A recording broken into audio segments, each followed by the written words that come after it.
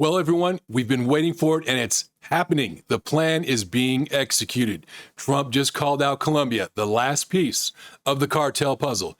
He started with Mexico and Sheinbaum. He's been persistently calling out Maduro and the Cartel of the Suns in Venezuela. It was only a matter of time before we got to Colombia, President Gustavo Petro, and the many different cartels there. This has been more than a pleasure to watch. Colombia is the world's biggest supplier of cocaine. Somewhere between 60 to 70% of the world's supply comes from that one country alone. America gets 84% of its supply from Colombia as well. Trump is on the path to grinding all of this to a halt. And you know what? If we pay attention, we can see this has been all by design. Here's Trump calling out the Colombian president. They are a drug manufacturing machine, Colombia, and we're not going to be part of it. So we're going to drop all money that we're giving to them.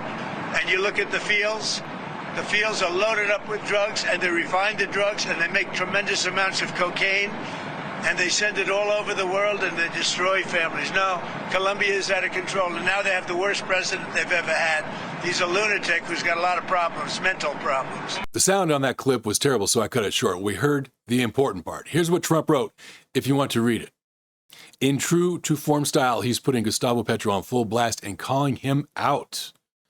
Tariffs will be imposed and subsidies will be cut until Petro decides to clean up his country and stop poisoning American citizens. Folks, this is what we voted for. And if protecting American citizens makes Trump a king, according to Democrats, well, let's all pitch in and get him a throne. Because they just embarrassed themselves with their No Kings protests. How about Democrats look at what Joe Biden did in his administration and ask themselves why Joe couldn't do something so fundamentally simple as take care of his own people? I want to know the answer to this. And you know we're not going to get one. So let's look at Petro's public track record now. Let's look at it up to this point. What makes him resist Trump and flare up so irrationally? We can trace his defiance to America farther back, but we can shed light on his problems with Trump in 3 quick 15-second clips. Take a look at these and you'll get to know just how out of his mind Petro really is with protecting his cocaine-fueled love for his cartels. La cocaína es ilegal porque la hacen en América Latina, no porque sea más mala que el whisky. Eso los científicos analizan. La cocaína no es más mala que el whisky. El negocio se podría desmantelar fácilmente si legalizan la cocaína en el mundo. Se vendería como los vinos. The man is actually serious about this. Cocaine is no worse than whiskey, and we should legalize it so it sells like wine. These are the words of a struggling dictator whose only mission is to protect the only thing his country is really good at, all while enriching himself, because he sure as hell isn't protecting his people. Cocaine farms further exacerbate the problems Colombian farmers have. These guys aren't suddenly making great money and buying great homes, going out to restaurants, and sending their kids to college. They are stuck in serfdom, with gun-carrying cartel members guarding their territory. The women stuck in those areas, too. They are also subjected to higher incidences of rape and other crimes. The kids, they're just as lost. They have no future other than being a peasant farmer or becoming a cartel member themselves. Legalizing cocaine wouldn't change a single thing. As a matter of fact, it would make all things worse. First of all, the solution to getting rid of drug problems will never be, in any possible world, making drugs more easily accessible. Just head to San Francisco's Tenderloin District to see this.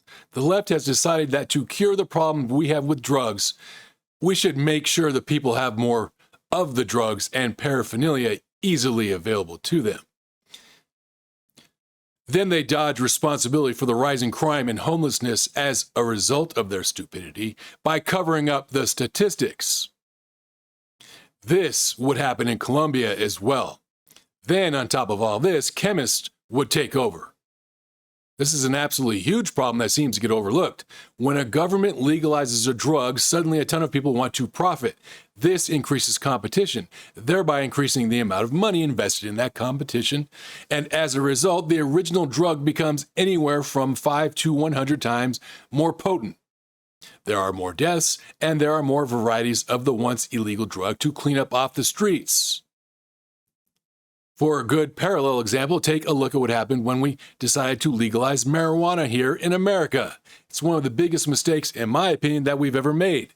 What started out as Mother Nature got ripped apart by chemists. Inspired by competition, there was, and still is, a mad dash to make the most potent form of weed available. And no, this isn't all due merely to selecting for a better flower. This is raw chemistry coming in. THC levels in the 80s were somewhere around 2 to 4%. Today, 16 to 24% and even higher is not uncommon. And this isn't even what's really bad. The compound Delta-9 THC, and to be honest, I'm simplifying the technical term and process here for listening's sake. This compound has been chemically isolated. It's then unbound and recreated in forms like vapes, concentrates, edibles, you name it, whatever can be sold easily and marketed to kids especially. And all these things potentially carry up to 90% THC.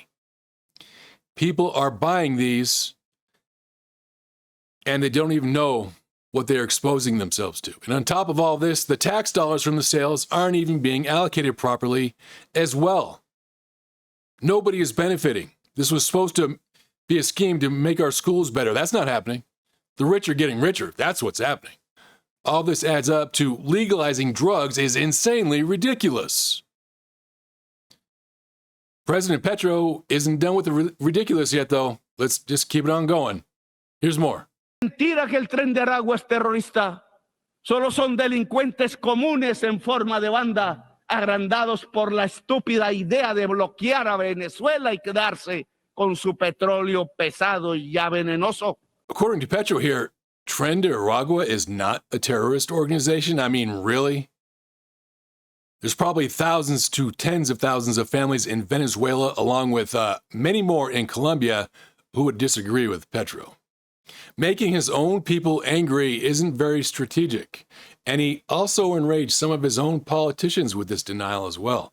Senator Maria Fernanda Cabal said, in front of an empty UN audience, Gustavo Petro irresponsibly launched attacks against President Trump while justifying drug traffickers who move cocaine. Then House Representative Lina Maria Garrido apologized and said he wants the U.S. to withdraw so he can more comfortably appease the criminal groups in Colombia that support him to be elected president. Pero al enfrentar el tema en el Mar Caribe que nada tiene que ver con el fentanilo, lo que los Estados Unidos está produciendo es que lo que quiere es el petróleo de Venezuela y de Guyana. La codicia petrolera es la que está detrás de la estrategia que está tirando misiles sobre pescadores. No, this is just dumb. Fishermen are not being bombed. Every one of those attacks on cartel boats were confirmed by Pete Hegseth to be operated by cartel members and carrying illegal drugs to our country. The majority of America also approves of this. With regards to Venezuelan oil, that's a lie as well. Admittedly, this one is a deeper subject. But here's the bottom line. The U.S. is now a net exporter of oil. We are also considering stronger ties with Canada. Possibly, it's a distant possibility, but it is in the works, possibly making Alberta our 51st state. Alberta has close to 40% of Canada's oil in that one province alone. Saudi Arabia is also an ally. We don't have a pressing need for oil, especially Venezuelan heavy crude oil that is high in sulfur. It requires much more technology and money to make it profitable. To keep it straight, the subject with oil is much deeper. I could do a separate video on that subject alone, but Petro is stretching. He's trying to generate sympathy where he can. Now, we can see from these three clips that the man is clearly out of his mind. He doesn't have the military, the governmental organization, or the allies to make such a stance. He can't oppose anyone right now. He only has the greed for his own wealth and the fear of dying at the hands of the Colombian cartels to motivate his speeches. So what can Trump do about all of this then? What's the military strategy? Well, we haven't been given any details. And, you know, it would not be wise for Trump or anyone in our government to expose them too, but here's what we can say. We can say that this all started with Mexico, went down to Venezuela, and is now going into Colombia by design. It's all part of a plan to protect America from cartel infiltration. Mexico was put on notice. Clean it up or we will clean it up ourselves. The CIA consistently surveilled Mexico. Drones also provided reconnaissance. Shine Mom can talk about national sovereignty all she wants, but exceptions to the UN rules have already been considered. A similar thing happened with Venezuela. The CIA went in again. We have mapped it all out. Maduro has a $50 million price tag on his head, and cartel-linked boats were blown out of the water. Now Trump just stated that he is considering going for ground attacks as well. Are you considering strikes on land? Well, I don't want to tell you exactly, but we are certainly looking at land now because we've got the sea very well under control. And the way you look at it is every boat that we knock out, we save 25,000 American lives. So again, what is going to happen with Colombia? Well, if patterns hold, more of the same. We're talking reconnaissance, mapping out the areas for prime areas of attack, controlling the seas, dominating the air, executing operations for which Colombia will have absolutely no response because they simply don't have the military or the technology to answer back. And that's it for this video, everybody. I hope you enjoyed it. If you got here, I do appreciate it. Thank you very much. If you left any comments or likes, I appreciate that too. Take care and see you in my next one.